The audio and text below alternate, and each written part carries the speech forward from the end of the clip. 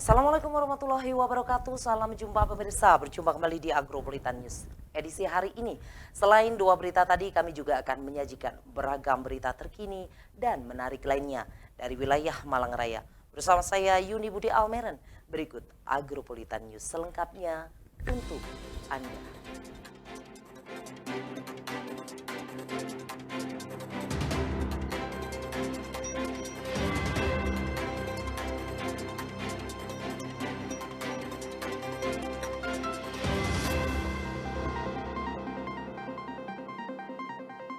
Mengawali Agropolitan News hari ini, berikut kami rangkum berita seputar Malang Raya dalam News 60 Detik.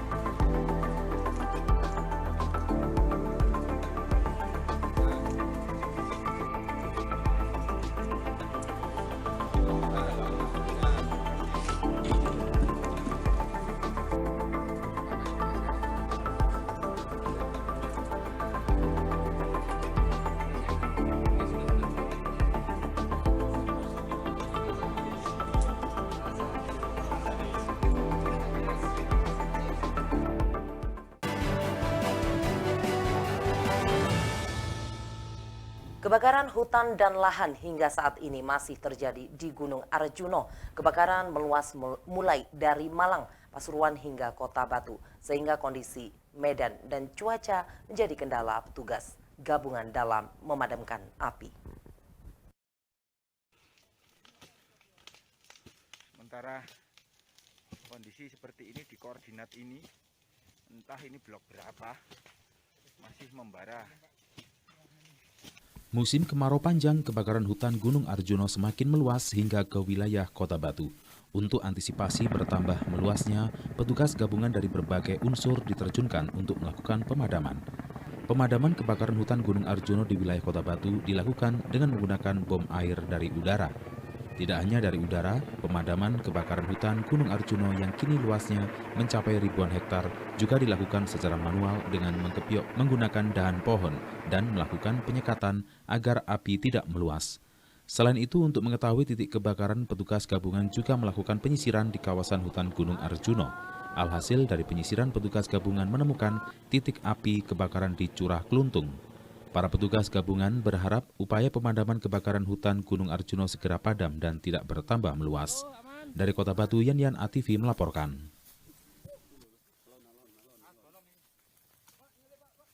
Gabungan terus berupaya melakukan pemadaman kebakaran hutan Gunung Arjuno. Pemadaman dilakukan mulai secara manual maupun dengan bom air dari udara. Kebakaran hutan dan lahan hingga saat ini masih terjadi di Gunung Arjuno. Kebakaran meluas mulai dari Malang, Pasuruan hingga Kota Batu, sehingga kondisi medan dan cuaca menjadi kendala petugas gabungan dalam memadamkan api.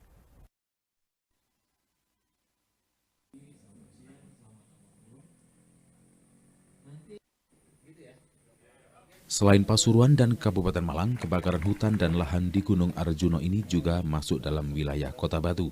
Dalam penanganan kebakaran ini, BPBD Kota Batu mengaktifkan posko penanggulangan dan puluhan petugas gabungan dikerahkan untuk memadamkan api.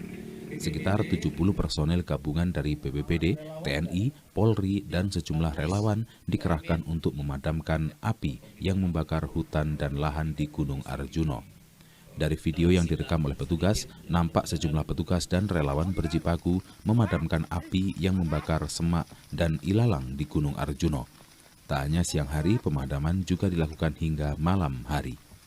Kepala Pelaksana BPBD Kota Batu Agung Sedayu menjelaskan, dalam penanganan kebakaran ini, medan yang terjal serta angin yang kencang cukup menyulitkan petugas dalam memadamkan api. Selain itu, dalam penanganan kebakaran hutan dan lahan ini, Posko Sumber Berantas Kota Batu juga terus berkoordinasi dengan posko yang berada di Kaliandra, Pasuruan yang melakukan pemadaman dengan helikopter. Data terakhir menurut Agung, dengan upaya pemadaman yang terus dilakukan, titik api terus berkurang. Dari awalnya 46 titik api, kini menyisakan 1 titik api saja. Luasan yang terbakar tercatat hingga Selasa kemarin 907 hektar. Kalau secara keseluruhan di Taman Hutan Rakyat Tahura Raden Suryo 3.910 yang sudah terbakar. Kendala apa yang dihadapi ketika memadamkan dari jalur darat? Kendalanya satu, medan yang sulit, yang kedua arah angin dan kecepatan angin, itu yang sangat mempengaruhi. Kami terus monitor terkait perkembangan cuaca. Untuk hari ini arah angin dari tenggara ke arah timur. Hari sebelumnya dari timur ke arah tenggara. 2 hari yang lalu dari timur laut ke arah tenggara, itu yang mengarah ke Kota Batu. Mudah-mudahan hari ini dengan kecepatan angin dan arah angin dari tenggara ke timur itu tidak mengarah ke Kota Batu. Di wilayah Kota Batu sendiri, total luas hutan dan lahan yang terbakar seluas 907 hektar. Sedangkan untuk keseluruhan hutan yang terbakar di Gunung Arjuno mencapai 3.910 hektar. Dari Kota Batu, Violan Ikhwanda ATV melaporkan. Kebakaran hutan dan lahan di kawasan lereng Arjuno meluas hingga wilayah Kota Batu. Imbas dari kebakaran itu, wisata pemandian air panas Cangar ditutup sementara.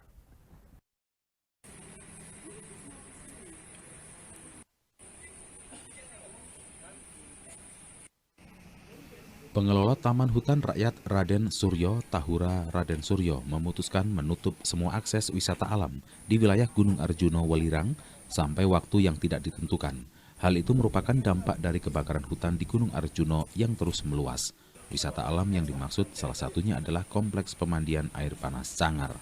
Nampak dalam kertas pemberitahuan, wisata Cangar ditutup sejak Senin 4 September 2023 hingga waktu yang belum bisa ditentukan. Nampak pula sejumlah wisatawan yang sudah terlanjur tiba di pemandian Cangar dengan terpaksa memilih putar balik. Seperti Marianto, wisatawan asal Kediri, salah satunya, yang mengaku tidak mengetahui adanya informasi pemandian Cangar ditutup, imbas kebakaran hutan dan lahan lereng Gunung Arjuno.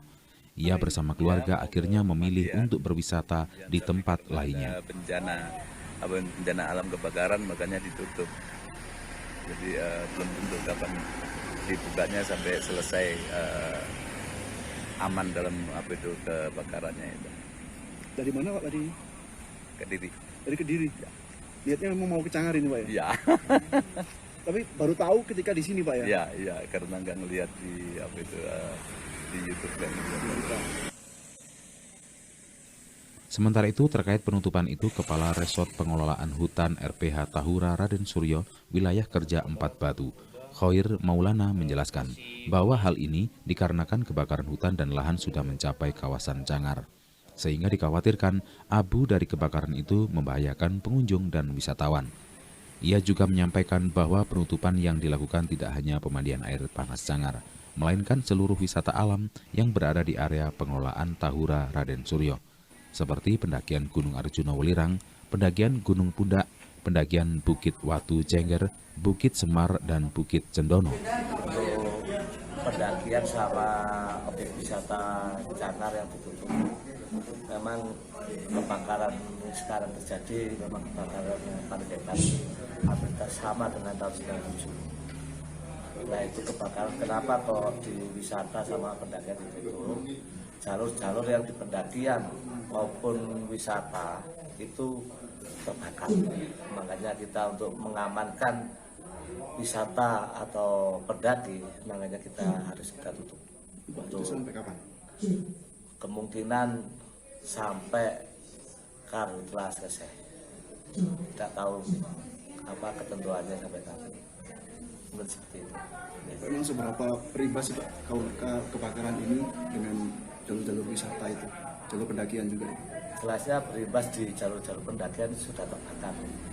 Yang di Batu pos 1 sampai atas itu sudah terbakar. Lain lagi kayak di Lawang atau Trepes itu juga terbakar semua. Dari Kota Batu, Akbar ATV melaporkan. Pemirsa, jangan beranjak dari tempat duduk Anda. Agropolitan News akan segera kembali setelah jeda iklan berikut ini.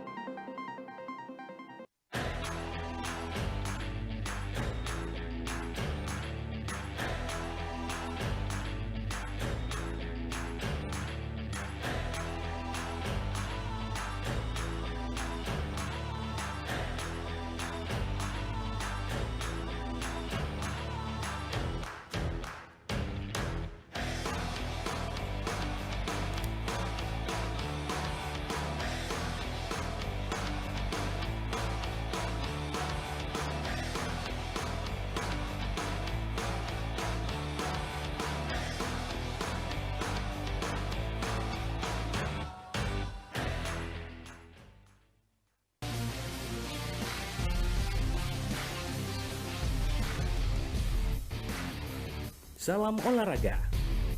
Berita olahraga terupdate semua terangkum di sini. News Sport setiap hari Minggu hanya di ATV. Definisi netralitas. Bebas konflik kepentingan, tidak memihak, bebas intervensi, objektif, bebas pengaruh, adil.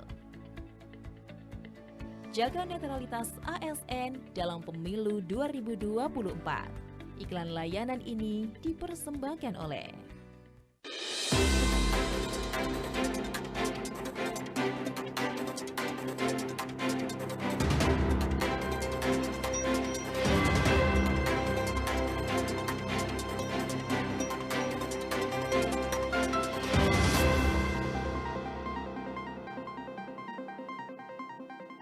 Terima kasih pemirsa, Anda masih setia di Agropolitan News. Dalam berkolaborasi yang kuat antara akademisi dan pemerintahan daerah, Universitas Brawijaya bekerja sama dengan Diskoperindak Kota Batu dalam memperkuat 50 UMKM melalui program Matching Fund. Fokus dalam diskusi ini adalah meningkatkan kualitas produksi, perizinan, dan daya saing produk lokal. Program ini diharapkan akan membantu UMKM naik kelas dan mendukung pertumbuhan ekonomi di Kota Batu.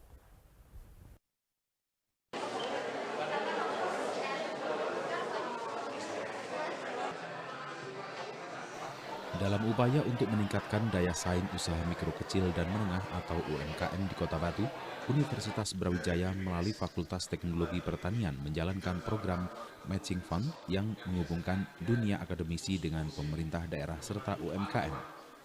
Program ini memberikan pendampingan dalam menerapkan Good Manufacturing Practice atau GMP kepada 50 UMKM lokal. Hal ini bertujuan untuk meningkatkan kualitas produksi dan persaingan pasar. Yusuf Hendrawan selaku Dekan Fakultas Teknologi Pertanian UB menjelaskan pentingnya kolaborasi antara akademisi dan industri. Dengan demikian harapannya dapat membantu UMKM dalam memperbaiki proses produksi, perizinan, dan meningkatkan kualitas produk.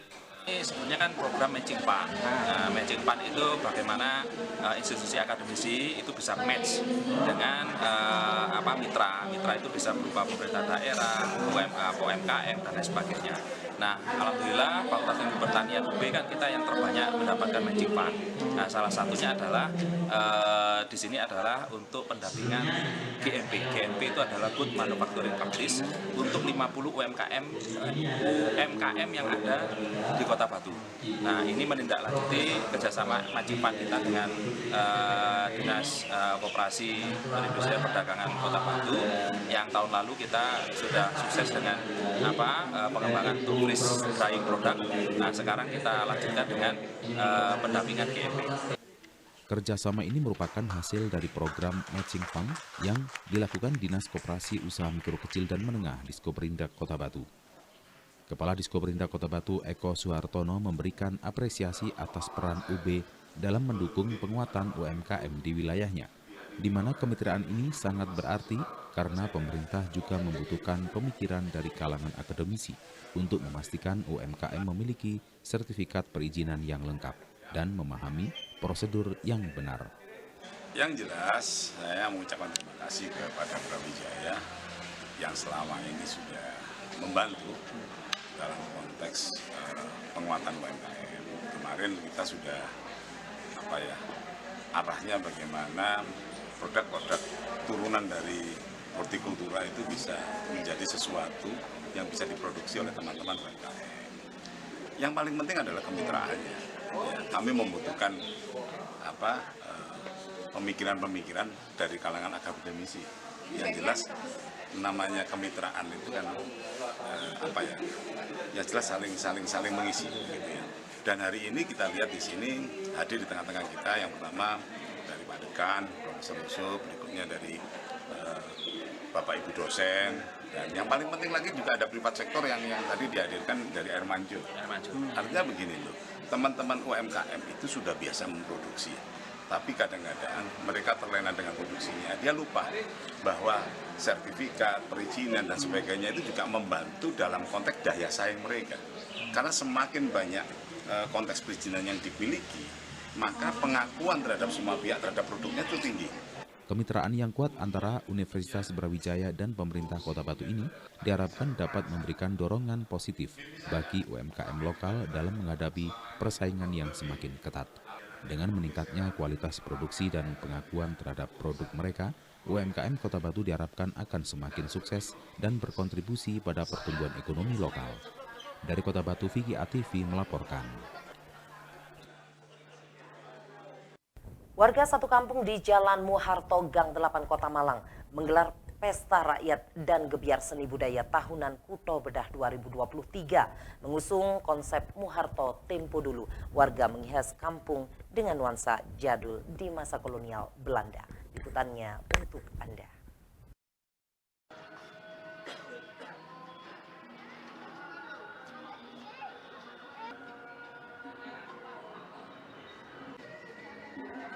Tidak hanya hiasan dekorasi kampung, warga juga berpakaian zaman dulu seperti kebaya untuk wanita dan batik lurik untuk pria.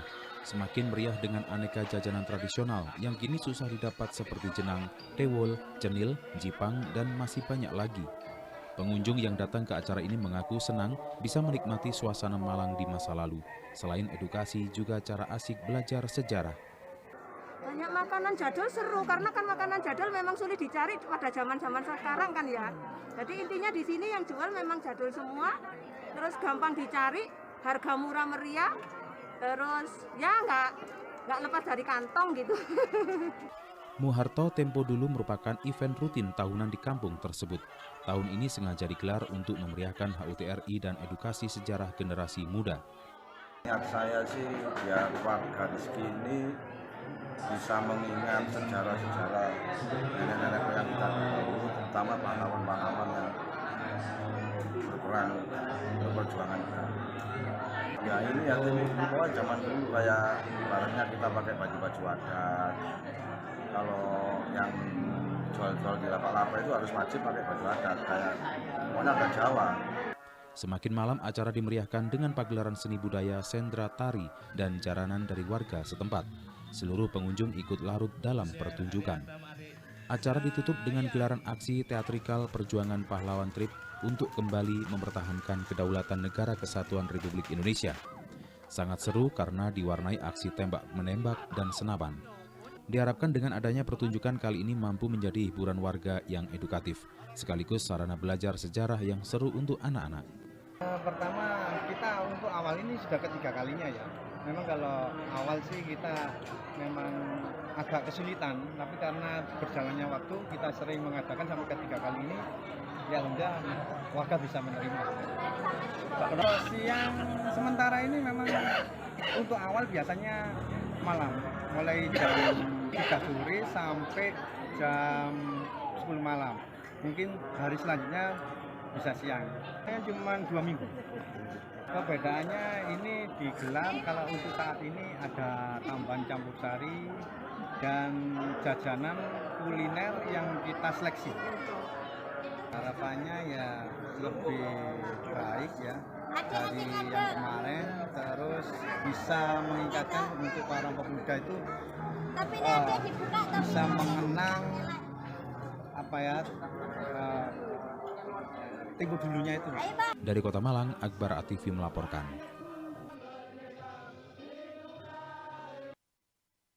Sejumlah cabur Kota Malang telah melebihi raihan target medali dalam Porprov 2023. Dengan hasil ini, KONI Malang optimis bisa finish sebagai runner-up.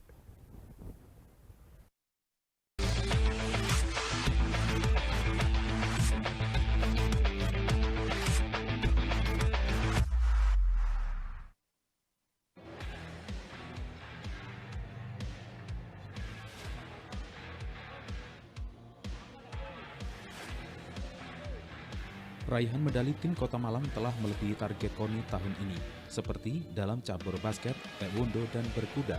Saat ini tim Kota Malang berada di antara peringkat 5 dan 6 klasemen sementara dengan rincian 4 medali emas, 4 perak, dan 15 perunggu. Hasil ini cukup untuk membawa Kota Malang optimis untuk meraih finish di posisi runner-up Porprov 2023. Ketua KONI Kota Malang mengatakan tidak ada kendala berarti bagi Kota Malang. Ketua percaya penuh dengan kualitas dan kompetensi atlet Kota Malang untuk finish di runner-up. Terus apa yang diusulkan oleh cabur bisa berangkat semua, baik atlet maupun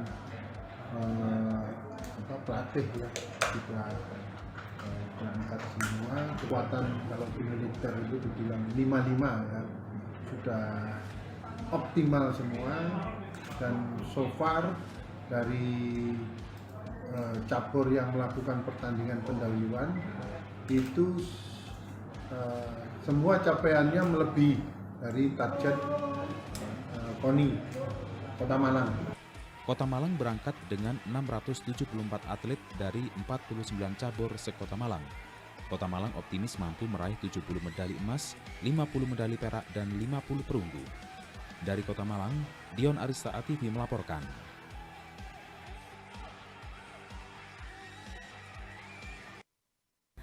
Pordasi Persatuan Olahraga Berkuda Seluruh Indonesia, Kota Batu berpeluang menambah pundi-pundi medali bagi Kota Batu usai meraih medali pertama bagi KONI Kota Batu lewat jalur horseback dan archery atau panahan berkuda. 2 joki kuda pacu Kota Batu berhasil mendominasi babak penyisihan dan masuk ke putaran final.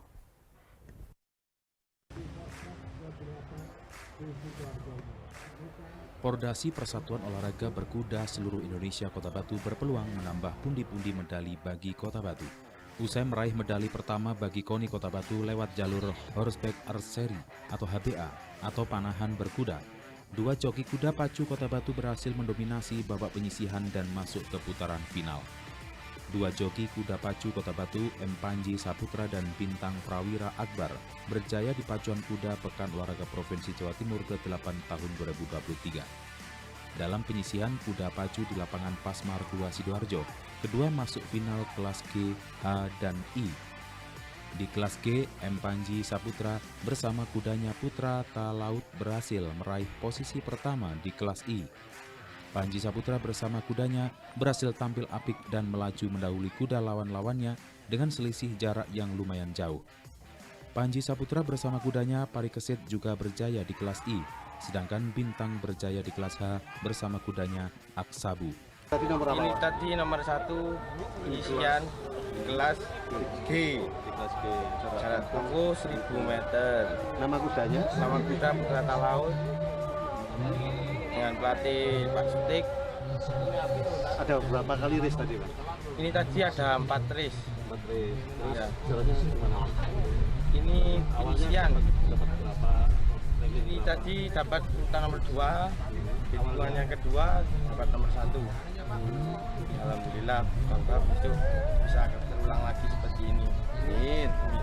Atas keberhasilan ini, kedua joki Pordasi Kota Batu ini akan bertanding di babak final kuda pacu dan berpeluang menambah medali bagi KONI Kota Batu.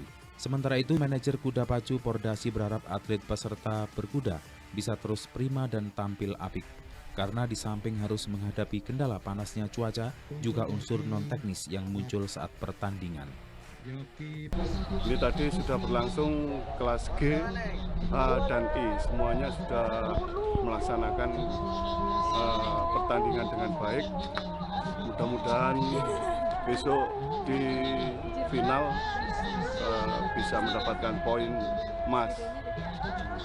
Ada berapa atlet yang dikirimkan untuk pacu? Jadi pacu ada 2 atlet, satu Muhammad Panji Saputra dan Bintang Pamungkas. Pantang menyerah, optimis juara. Dari Kabupaten Sidoarjo, Yan Ativi melaporkan.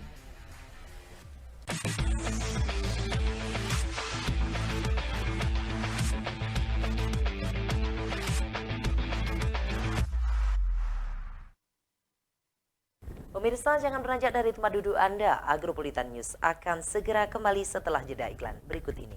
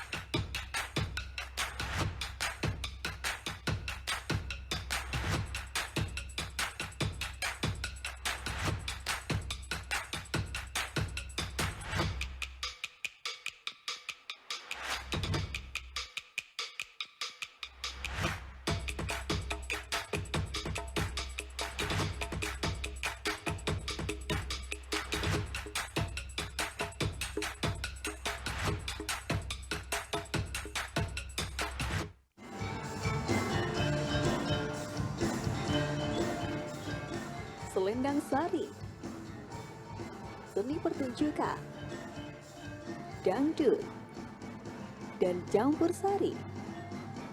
Setiap hari Selasa, jam 7:30 malam, live hanya di ATV. Selendang Sari,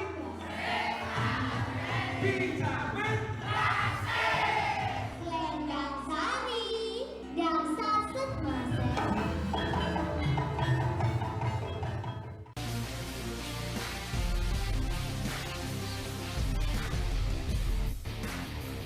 Salam olahraga. Berita olahraga terupdate semua terangkum di sini. News Sport setiap hari Minggu hanya di ATV.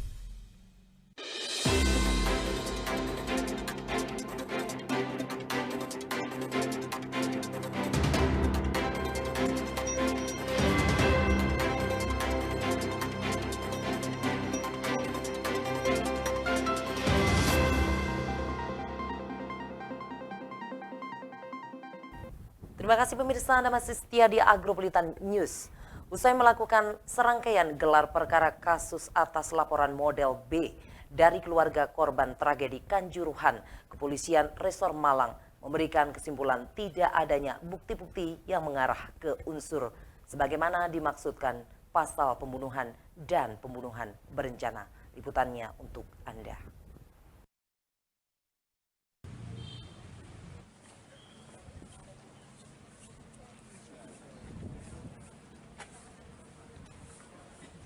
Kepala Kepolisian Resort Malang AKBP Putu Kholis Aryana menyampaikan langsung perkembangan penanganan perkara kasus tragedi Kanjuruhan. Berdasarkan hasil gelar perkara, laporan model B dapat disimpulkan dalam tragedi Kanjuruhan tidak ada bukti yang mengarah ke unsur pembunuhan dan pembunuhan berencana sesuai pasal 338 dan pasal 340.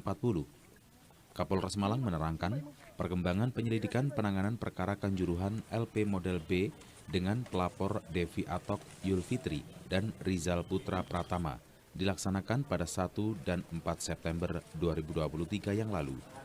Menurut Kapolres Malang, telah berupaya maksimal untuk memenuhi semua keinginan pelapor dan bersama para pengawas memastikan bahwa Kasat Reskrim dan para penyidik telah bekerja all out sesuai prosedur. Penyelidikan terhadap 2 laporan model B tersebut sejak awal mendapatkan asistensi dari Polda Jatim dan Mabes Polri, serta diikuti perkembangannya dari pihak media. Polres Malang mengaku melakukan penanganan secara transparan dan senantiasa memberikan ruang komunikasi yang memadai, baik kepada pelapor, pengacara termasuk rekan jurnalis atau media. Pada ini saya akan menyampaikan perkembangan penyelidikan penanganan perkara Kanjuruhan LP model B, yaitu laporan polisi nomor 413 tanggal 9 November 2022 atas nama pelapor Saudara Devi Atok Yulfitri dan laporan polisi nomor 425 tanggal 16 November 2022 atas nama pelapor Saudara Rizal Putra Pratama. Ada 5 poin yang akan saya sampaikan. Pertama, penyelidikan terhadap 2 laporan polisi model B tersebut sejak awal mendapat asistensi dari Polda Jawa Timur dan Mabes Polri, serta diikuti perkembangannya oleh teman-teman media. Yang kedua, Polres Malang melakukan penanganan secara transparan dan senantiasa memberi ruang komunikasi yang memadai, baik kepada pelapor, pengacara, termasuk rekan jurnalis atau media. Yang ketiga, kami telah berupaya maksimal untuk penuhi semua keinginan pelapor. Saya bersama para pengawas memastikan bahwa Kasat Reskrim dan para penyidik telah bekerja all out sesuai dengan prosedur. Yang keempat, tanpa mengurangi rasa simpati dan hormat kepada para pelapor, saya sampaikan hasil gelar perkara bahwa penerapan pasal yang diminta pelapor, yaitu pasal pembunuhan dan pembunuhan berencana, tidak dapat terpenuhi unsurnya. Yang kelima, upaya lain seperti acara doa bersama rutin setiap Jumat sore, penyaluran bantuan, memfasilitasi diskusi maupun dialog, menampung saran serta masukan, memberi pendampingan kepada para pihak yang membutuhkan akan tetap dilakukan oleh Polres Malang dan Polsek jajarannya. Penyusunan timeline langkah termasuk kegiatan dalam pemulihan pasca kejadian senantiasa kami lanjutkan, dicatat serta Kholis menambahkan, terkait penambahan pasal baru selain 338 dan 340 sudah dilakukan pada saat pembahasan gelar perkara beberapa waktu yang lalu dari pihak pengacara pelapor. Hasil kesimpulan gelar perkara yang sudah dilakukan ini dari pihak Kepolisian Resort Malang akan memberikan surat pemberitahuan hasil perkembangan penyelidikan terhadap para pelapor. Dari Kabupaten Malang, Max Munir ATV melaporkan. Operasi Tumpah Semeru 2023 yang digelar Polresta Malang Kota selama 2 pekan berhasil mengungkap 23 kasus dan menangkap 26 tersangka kasus narkoba. Selain menangkap 26 tersangka, polisi juga menyita barang bukti berupa 109,67 gram sabu-sabu dan 52,7 gram daun ganja kering.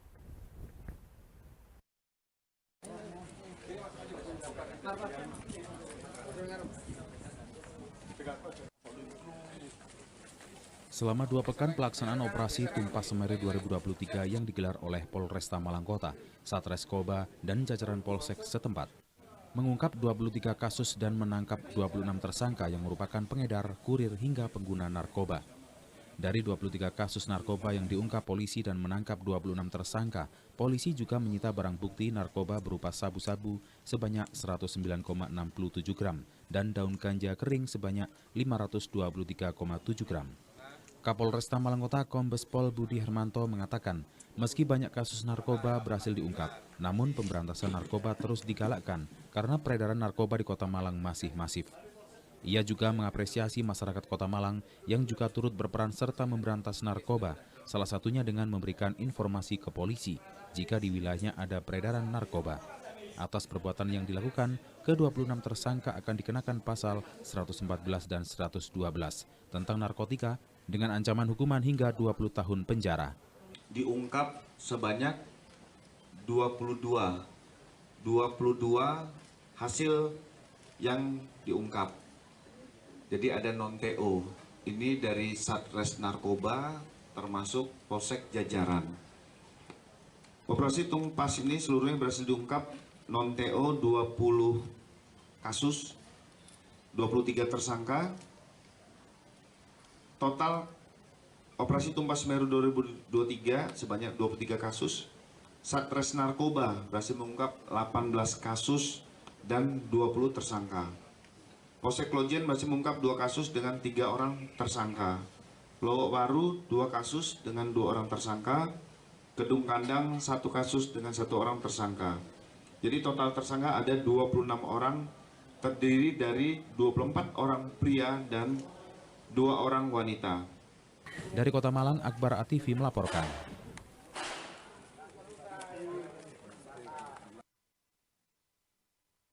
Dan pemirsa, berikut perakiraan cuaca Minggu 10 September 2023 untuk daerah Malang Raya dari Badan Meteorologi, Klimatologi, dan Geofisika BMKG Stasiun Klimatologi Kelas 2 Malang. Dan pemirsa, informasi tadi sekaligus menutup Agropolitan News edisi hari ini. Nantikan informasi menarik lainnya pada esok hari di jam yang sama. Mewakili kerabat kerja yang bertugas, saya Yuni mengucapkan terima kasih atas kebersamaan Anda. Wassalamualaikum warahmatullahi wabarakatuh dan sampai jumpa.